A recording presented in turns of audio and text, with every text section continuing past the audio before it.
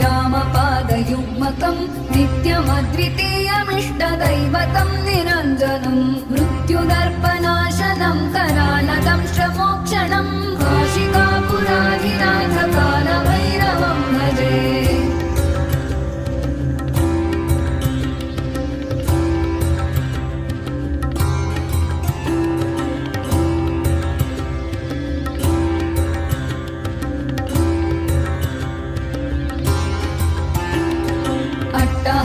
भिन्न पद्मजाण्डकोश सन्ततिं दृष्टिपात नष्ट पापजालमुग्रशासनम् अष्टसिद्धिदायकं कपालमालिका